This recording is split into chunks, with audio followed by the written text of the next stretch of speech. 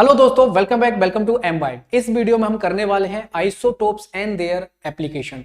ये जो टॉपिक है आपके डिफेंस के पॉइंट ऑफ व्यू से बहुत ज्यादा इंपॉर्टेंट है, क्योंकि आपके डिफेंस के एग्जाम में, चाहे वो एनडीए का एग्जाम हो या सीडीएस का एग्जाम हो, जरूर पूछा जाता है। तो हम आज के इस वीडियो में देखने वाले हैं आइसोटोप्स, उसके टाइप्स देखेंगे और आइसोटोप्स के हम एप्लीकेशन देखेंगे। तो सबसे पहले हम स्टार्ट करने से पहले कुछ इंपॉर्टेंट पॉइंट हम डिस्कस कर लेते हैं। जैसे हमारे पास जो एलिमेंट्स होते हैं, हम उन एलिमेंट को कैसे रिप्रेजेंट करते हैं। हमने मान लो किसी एलिमेंट को ऐसे रिप्रेजेंट किया, ये एक्स हमने एलिमेंट लिया और इसको हमने रिप्रेजेंट कर लिया। अब ये एक्स एलिमेंट कुछ भी हो सकता है, चाहे ऑक्सीजन एलिमेंट हो सकता है, नाइट्रोजन एलिमेंट हो सकता है, हाइड्रोजन हो सकता है, हीलियम हो सकता है, लोहा आयरन हो सकता है, सोडियम हो सकता है, टंगस्टन हो सकती है, गोल्ड सिल्वर, कोई भी एनीथिंग, यानी कोई भी मटीरियल, किसी भी टाइप का एलिमेंट ये हो सकता है। हम किसी भी एलिमेंट को इस तरीके से रिप्रेजेंट करते हैं। यहां पर इसका क्या होता है, प्रोटॉन्स की संख्या, जिसको हम जेड से रिप्रेजेंट करते हैं, जिसको हम एटॉमिक नंबर कहते हैं। और यहां पर गाइस क्या होता है, एटॉमिक मास होता है। तो आपको याद क्या रखना है, जो जेड है इसे हम बोलते हैं एटॉमिक नंबर। जेड बराबर होता है, इसको हम बोलते हैं एटॉमिक नंबर, इसको कहा जाता है परमाणु क्रमांक यानी एटॉमिक नंबर। और ये बराबर होता है नंबर ऑफ प्रोटॉन्स के, नंबर ऑफ प्रोटॉन्स के। जो न्यूक्लियस के अंदर, किसी एलिमेंट के एटम के न्यूक्लियस के अंदर नंबर ऑफ प्रोटॉन्स होते हैं, जितने नंबर ऑफ प्रोटॉन होंगे उतना ही एटॉमिक नंबर होगा, जिसको हम जेड से रिप्रेजेंट करते हैं। और हम किसी एटम के स्ट्रक्चर की बात करें तो उसमें नाभिक होता है, न्यूक्लियस होता है। न्यूक्लियस के अंदर प्रोटॉन और न्यूट्रॉन पाए जाते हैं। और जो इलेक्ट्रॉन होते हैं वो न्यूक्लियस के चारों तरफ एक फिक्स्ड एनर्जी वाले ऑर्बिट्स हैं, उनमें चक्कर लगाते हैं, उनमें रिवॉल्यूशन करते हैं। ठीक है, हम बात कर लेते हैं न्यूक्लियस की। तो न्यूक्लियस के अंदर क्या होते हैं, प्रोटॉन और न्यूट्रॉन। अब ये जो एटॉमिक मास है ए, इसको हम बोलते हैं, ये होता है number of proton plus number of neutron, इसको हम बोलते हैं एटॉमिक मास या मास नंबर। इसको एटॉमिक मास कहते हैं या मास नंबर कहते हैं। और ये होता है number of protons plus number of neutron. ये आपको याद रखना है, प्रोटॉन की संख्या प्लस न्यूट्रॉन की संख्या, इससे आपको मिलेगा एटॉमिक मास या मास नंबर मिलेगा। और किसी भी एलिमेंट को हम इस तरीके से रिप्रेजेंट करते हैं। ठीक है, नीचे जो लिखा होगा वो एटॉमिक नंबर होगा, ऊपर जो लिखा होगा वो एटॉमिक मास होगा। तो मेरे ख्याल से ये पॉइंट आपको अच्छे से क्लियर हो गया। अगर प्रोटॉन की संख्या सेम है, मतलब कोई दो एलिमेंट है, तो अगर प्रोटॉन की संख्या सेम है तो एटॉमिक नंबर सेम होगा। एटॉमिक नंबर अगर सेम है तो एक ही टाइप का वो मटेरियल होगा, एक ही टाइप का एलिमेंट होगा। अगर एक टाइप का एलिमेंट है तो उसके प्रोटॉन की संख्या सेम रहती है। और अगर प्रोटॉन की संख्या डिफरेंट है, अलग अलग है, तो वो मटेरियल भी डिफरेंट होगा, अलग होगा। मतलब जो मटेरियल का टाइप है या जो एलिमेंट का टाइप है कि कौन सा एलिमेंट है, टोटली डिपेंड करता है प्रोटॉन्स की संख्या पर। जैसे हाइड्रोजन में एक प्रोटॉन होते हैं, हीलियम में दो प्रोटॉन होते हैं, आपका ऑक्सीजन में 8 प्रोटॉन होते हैं, नाइट्रोजन की बात करें 7 प्रोटॉन होते हैं, क्लोरीन में 17 प्रोटॉन होते हैं। ऐसे जितने भी एलिमेंट है उनमें अपने अपने फिक्स नंबर ऑफ प्रोटॉन्स होते हैं। ठीक है, यानी प्रोटॉन से कैरेक्टराइज्ड होता है क्या, कोई भी एलिमेंट, क्योंकि प्रोटॉन की संख्या को हम एटॉमिक नंबर कहते हैं। ठीक है, तो ये पॉइंट आपको आई होप समझ आ गया होगा। अब हम देखते हैं आइसोटोप्स क्या होते हैं। तो जो आइसोटोप्स होते हैं उनमें हमेशा याद रखना, the isotopes are defined as the atoms of the same element. एक ही एलिमेंट के जो एटम्स हैं, एक ही एलिमेंट के एटम्स होते हैं, डिफरेंट डिफरेंट है ना, उनका, उन एटम्स का एटॉमिक नंबर सेम है और एटॉमिक मास डिफरेंट है, तो वो आइसोटोप्स कहलाते हैं उस एलिमेंट के। फॉर एग्जांपल, यहां पर पहले आप डेफिनेशन लिख लो, isotopes are defined as the atoms of the same element. Same element, क्योंकि हमने बताया जो एलिमेंट होता है, जो तत्व होता है, वो अलग अलग, बहुत एक ही टाइप के एटम से मिलकर बना होता है ना। जो एटम एलिमेंट्स होते हैं वो एटम से मिलकर बने होते हैं। अब उसी एलिमेंट में जो नंबर ऑफ एटम्स हैं, मान लो 3 नंबर ऑफ एटम्स हैं, उन 3 एटम का एटॉमिक नंबर सेम है, एटॉमिक मास डिफरेंट है, तो वो उस एलिमेंट के तीनों जो एटम्स हैं जिनका एटॉमिक नंबर सेम है, एटॉमिक मास डिफरेंट है, वो आइसोटोप्स कहलाएंगे।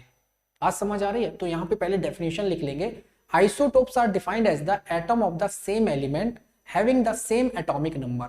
सेम एटॉमिक नंबर की जगह पे आप सेम प्रोटॉन की संख्या भी बोल सकते हो, क्योंकि एटॉमिक नंबर क्या होती है, नंबर ऑफ प्रोटॉन। ठीक है, तो having the same atomic number और having the same number of proton but different mass number. Mass number होना चाहिए डिफरेंट, और मास नंबर डिफरेंट की जगह आप न्यूट्रॉन की संख्या भी बोल सकते हो डिफरेंट, क्योंकि मास नंबर होता है ए बराबर प्रोटॉन की संख्या प्लस न्यूट्रॉन की संख्या। अगर प्रोटॉन सेम है तो न्यूट्रॉन की संख्या डिफरेंट होगी, तभी एटॉमिक मास डिफरेंट होगा। ठीक है ना। तो आइसोटोप्स में आपको याद रखना है, एक ही तत्व के परमाणु जिनकी परमाणु संख्या समान होती है लेकिन द्रव्यमान संख्या भिन्न होती है, उनको हम आइसोटोप्स कहते हैं, समस्थानिक कहते हैं। फॉर एग्जाम्पल देखिए यहां पर एग्जाम्पल अभी देखें, एक पॉइंट और देख लेते फिर एग्जाम्पल बताते हैं। The chemical properties of isotopes are similar but their physical properties are different. ये बात आपको याद रखनी है, जो आइसोटोप्स होते हैं उनकी केमिकल प्रॉपर्टी सिमिलर होती है, क्योंकि केमिकल प्रॉपर्टी टोटली डिपेंड करती है एटॉमिक नंबर पर। केमिकल प्रॉपर्टीज किस पे डिपेंड करती हैं? एटॉमिक नंबर जेड पर डिपेंड करती हैं। और जेड किस पे डिपेंड करता है? प्रोटॉन की संख्या पर। तो आप ये कह सकते हो कि जो केमिकल प्रॉपर्टी है किसी भी एलिमेंट की, वो टोटली डिपेंड करती है किस पर? एटॉमिक नंबर पर, या कह दो प्रोटॉन की संख्या पर। ठीक है। तो जो आइसोटोप्स होते हैं, एक एलिमेंट के कई आइसोटोप होते हैं, उन आइसोटोप्स की जितने भी एलिमेंट हैं उन सबका एटॉमिक नंबर सेम है, इसका मतलब उन सबकी केमिकल प्रॉपर्टी सेम होगी, लेकिन उनकी जो फिजिकल प्रॉपर्टी है वो डिफरेंट डिफरेंट होगी। फिजिकल जो स्ट्रक्चर है वो डिफरेंट डिफरेंट होगा। तो मेरे ख्याल से आपको समझ आ गया होगा कि जो आइसोटोप्स होते हैं उनकी केमिकल प्रॉपर्टी सेम होती है, केमिकल प्रॉपर्टी सेम लेकिन फिजिकल प्रॉपर्टी डिफरेंट होती है। अब हम कुछ एग्जांपल देख लेते हैं। जैसे हाइड्रोजन के 3 समस्थानिक होते हैं, हाइड्रोजन के 3 आइसोटोप होते हैं। पहला आइसोटोप होता है 1H1। देखो मैं ऐसे यहां पर लिख देते हैं। फर्स्ट आइसोटोप है 1H1, सेकेंड आइसोटोप है 1H2। अब जरूरी नहीं यहाँ पे 1, यहाँ पे भी 1 लिखा हो सकता है, लेफ्ट में लिख दो राइट में लिख दो, कोई फर्क नहीं पड़ रहा, बस नीचे होना चाहिए। और तीसरा जो आइसोटोप है हाइड्रोजन का, वो 1H3 कहलाता है। ध्यान से देखो, इन सबका जो एटॉमिक नंबर है वो सेम है। जेड की वैल्यू क्या है? सेम है, 1 है। तीनों का एटॉमिक नंबर सेम है लेकिन एटॉमिक मास डिफरेंट है। फर्स्ट वाले में एटॉमिक मास 1 है, मास नंबर, सेकेंड वाले का 2 है और थर्ड वाले का 3 है। तो याद रखेंगे, atomic number same, atomic mass different, तो ये सब आइसोटोप कहलाएंगे। किसके आइसोटोप हैं ये? हाइड्रोजन के। अब इन तीनों की केमिकल प्रॉपर्टी सेम होगी क्योंकि तीनों का एटॉमिक नंबर सेम है, प्रोटॉन की संख्या सेम है, तो तीनों की केमिकल प्रॉपर्टी सेम होगी लेकिन फिजिकल प्रॉपर्टी डिफरेंट होगी। उन्हीं फिजिकल प्रॉपर्टी डिफरेंट होने की वजह से इसके अलग अलग यूजेस हैं। जैसे फॉर एग्जांपल प्रोटियम की बात करें, जो 1H1 आइसोटोप है हाइड्रोजन का, ये कहलाता है प्रोटियम। क्या कहलाता है? प्रोटियम। और ये जो प्रोटियम है ना, यही इसी के रूप में, इसी के फॉर्म में हाइड्रोजन 99.98% तक पाई जाती है।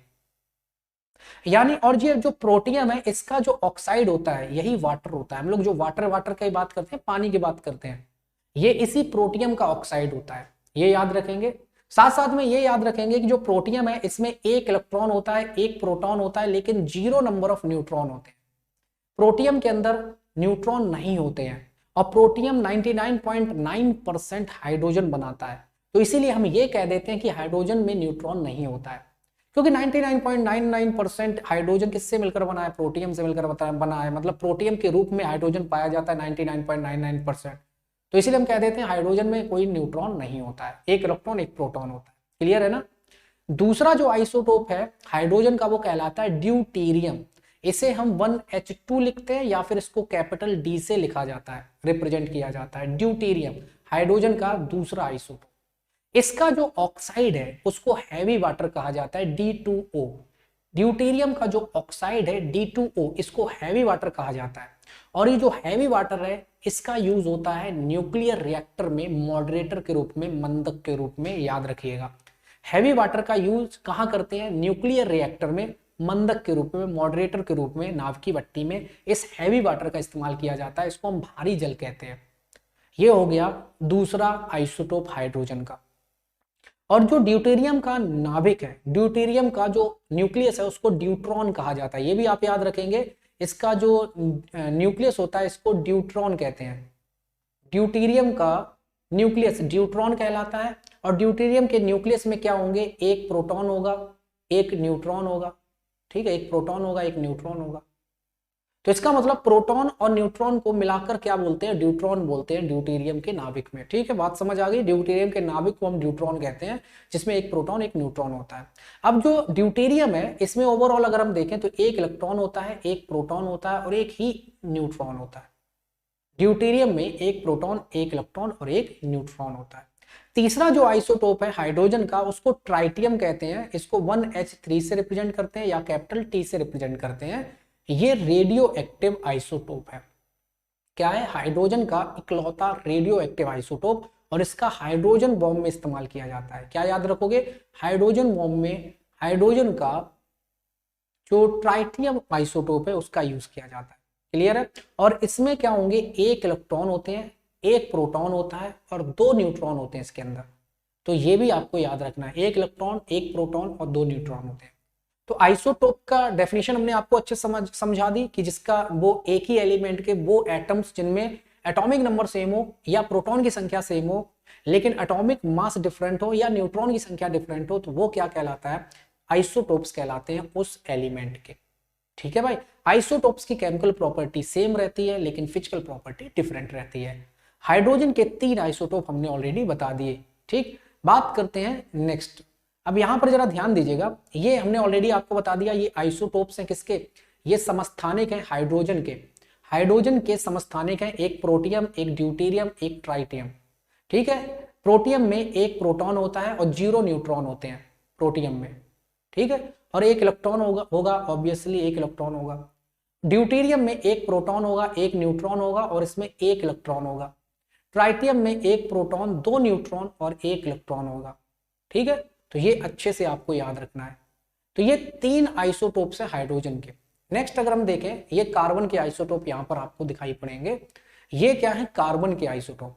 कार्बन के गाइस यहां पर 3 आइसोटोप होते हैं। कार्बन के 3 आइसोटोप्स हैं, 3 आइसोटोप्स। कौन कौन से, कार्बन C612।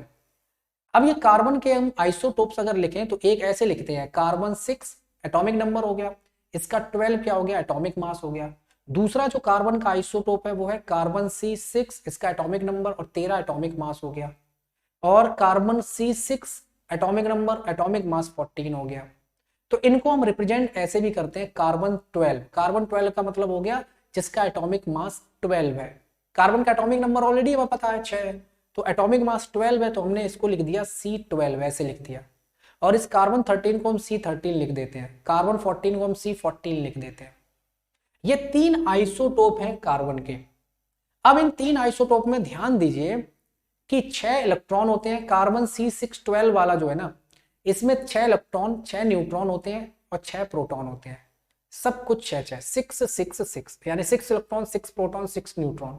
लेकिन जो कार्बन 13 है, प्रोटॉन की संख्या सेम रहेगी। हमने क्या बोला, नंबर ऑफ प्रोटॉन सेम रहेंगे क्योंकि एटॉमिक नंबर सेम होता है आइसोटोप्स में। तो यहां पर इलेक्ट्रॉन की संख्या सेम है, इलेक्ट्रॉन और प्रोटॉन की संख्या सेम होती है न्यूट्रल ऑब्जेक्ट में या न्यूट्रल एलिमेंट में। तो यहाँ पे इलेक्ट्रॉन कितने हैं, 6 है। प्रोटॉन भी कितने होंगे, 6 होंगे, लेकिन न्यूट्रॉन 7 होते हैं। न्यूट्रॉन 7 होते हैं, इसीलिए प्रोटॉन और न्यूट्रॉन को जब आप ऐड करोगे तो हमें एटॉमिक मास कितना मिल जाता है, 13 मिल जाता है। इसीलिए C13 बोलते हैं इसको। ठीक है ना। कार्बन C14 की बात करें तो इसमें 6 इलेक्ट्रॉन होंगे क्योंकि ये एटॉमिक, ये आइसोटोप्स हैं तो एटॉमिक नंबर सेम रहेगा। अगर 6 इलेक्ट्रॉन है तो 6 ही प्रोटॉन भी होंगे क्योंकि एटॉमिक नंबर सेम है। न्यूट्रल है तो इलेक्ट्रॉन प्रोटॉन की संख्या सेम रहती है। तो 6 प्रोटॉन 6 इलेक्ट्रॉन है, लेकिन न्यूट्रॉन बढ़ गए, न्यूट्रॉन 8 हो गए। इसीलिए 8 और 6, 8 + 6 कितने, total 14 number of atomic mass हो गया या मास नंबर हो गया। ठीक है। तो ये 3 आइसोटोप हैं किसके, कार्बन के। और ये वाला जो आइसोटोप है इसको कार्बन डेटिंग में इस्तेमाल किया जाता है। कार्बन डेटिंग, कार्बन डेटिंग क्या होती है, कार्बन डेटिंग होती है जो फॉसिल फ्यूल होते हैं ना उनकी एज पता लगाई जाती है। जो ईंधन फॉसिल्स होते हैं, जो जीवाश्म होते हैं, उनकी एज का, उनकी आयु का पता लगाया जाता है कार्बन की हेल्प से। इसे कार्बन डेटिंग कहते हैं। तो कार्बन का कौन सा आइसोटोप यूज होता है, C14। क्लियर है। ठीक है ना। चलिए और टाइप देखते हैं। जैसे और आपने यूरेनियम के आइसोटोप देखे होंगे। यूरेनियम के बहुत सारे आइसोटोप्स होते हैं, उनमें से हम ये 3 आइसोटोप की बात करने वाले हैं। जैसे एक यूरेनियम का जो आइसोटोप है, यूरेनियम का एटॉमिक नंबर 92 होता है, 92। और यूरेनियम का यहाँ पे एक आइसोटोप है 234 एटॉमिक मास। एक यूरेनियम का आइसोटोप है 92, एटॉमिक नंबर तो सेम रहेगा, प्रोटॉन की संख्या, ये हो जाएगा 235। और एक आइसोटोप है यूरेनियम का 92, 238। तो जो सबसे ज्यादा यूरेनियम अर्थ की क्रस्ट पर या अर्थ पर पाई जाती है वो किस फॉर्म में पाई जाती है, यूरेनियम के इस फॉर्म में, यूरेनियम के इस फॉर्म में। याद रखना, ये जो यूरेनियम की फॉर्म है, यूरेनियम 92, 238 एटॉमिक मास, ये यूरेनियम का आइसोटोप, देखो तीनों में एटॉमिक नंबर सेम है, एटॉमिक मास डिफरेंट है, तो ये यूरेनियम के आइसोटोप हो गए। और एटॉमिक नंबर सेम है, तो इन तीनों टाइप के जो आइसोटोप्स हैं, इन तीनों आइसोटोप की केमिकल प्रॉपर्टी सेम होगी, लेकिन फिजिकल प्रॉपर्टी डिफरेंट होगी। अब हम बात करते हैं ये जो आइसोटोप है यूरेनियम का, ये 99.98 या कह दो 99.2% तक पाया जाता है। मतलब जो यूरेनियम है वो इसी फॉर्म में 99.2% तक आपको मिलेगा, ठीक है। लेकिन यूरेनियम का जो ये वाला आइसोटोप है, यूरेनियम 92 टू 235, ये वाला जो आइसोटोप है यूरेनियम 92 235, ये 0.7% तक आपको मिलेगा। और इसी का यूज करते हैं फ्यूल के रूप में, ईंधन के रूप में, किसमें? न्यूक्लियर रिएक्टर में। तो याद रखना, न्यूक्लियर रिएक्टर में, नाभिकीय भट्टी में यूरेनियम के किस आइसोटोप का यूज किया जाता है, तो ये आप याद रखेंगे, यूरेनियम 92 235, यूरेनियम 92 235, इस आइसोटोप का यूज करते हैं नाभिकीय भट्टी में, न्यूक्लियर रिएक्टर में, as a fuel, as a ईंधन। क्लियर है ना? आज ही खबर आई है लीबिया से 2.5 टन, लीबिया से 2.5 टन मतलब 250 किलो यूरेनियम गायब हो गई है, चोरी हो गई है। आज ही न्यूज में है, एक दो दिन से। तो इसका पता कितना बड़ा इंपैक्ट पड़ने वाला है। मतलब जो यूरेनियम है, ये वाला जो आइसोटोप है, इससे न्यूक्लियर बॉम्ब बनाए जाते हैं, एटॉम बॉम्ब बनाए जाते हैं। बात समझ आ रही है? परमाणु बम बनाए जाते हैं। तो ये वाला आइसोटोप कम मात्रा में पाया जाता है, 0.7%। और जो नेक्स्ट आइसोटोप है वो तो और भी अल्प मात्रा में मिलेगा, यूरेनियम 92 235, ये आइसोटोप 0.005% आपको मिलेगा। बात समझ आ रही है? तो ये 3 आइसोटोप हैं यूरेनियम के। क्लियर है? और उनकी अवेलेबिलिटी यहां पर दे रखी है कि कौन सा आइसोटोप यूरेनियम का कितने % पाया जाता है। इसके बाद हम बात करते हैं कार्बन का। हमने ऑलरेडी आपको बता दिया, ये कार्बन 12 13 14 ये कार्बन के आइसोटोप्स हो गए।